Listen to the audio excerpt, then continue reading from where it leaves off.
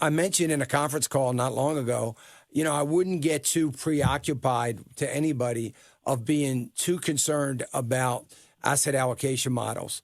I mean, about being overweighted or underweighted, either way. I don't think it's something that we ought to be thinking about or we're going to end up being traders. And we've got to be careful about that. So I would say to you, or I would say to everybody, listen, if you've got a long-term time horizon, 10 years, if you got 10 years or more for this stuff, don't listen. If you're truly diversified, in other words, if you are fully diversified, you got all the sectors covered. And yes, you end up with some sectors over. How can you not be overweighted when you got some stocks that are over 100%? I mean, that's going to happen.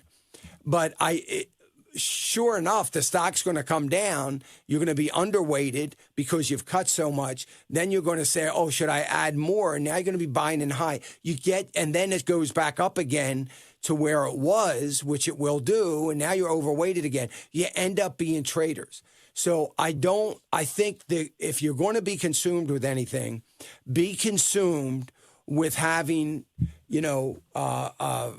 some decent weighting, and maybe a little over, maybe a little under right now.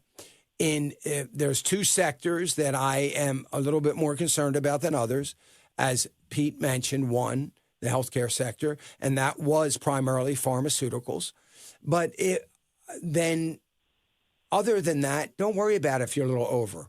If you're a little overweighted, that's probably a good thing. It means things are up, and that's a good thing. If you're a little underweighted, it's probably a good thing. Things are down.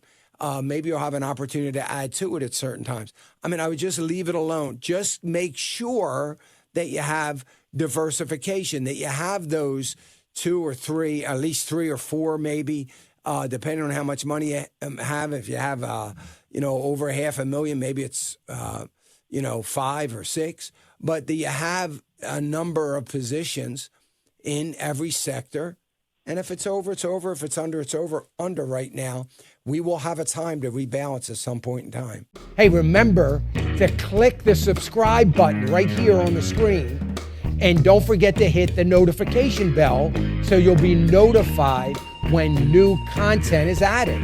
And more importantly than anything, you don't want to miss all 3 live hours of Financial Issues every day from 9 to noon. And you can watch it on FISM.tv. That's FISM.tv.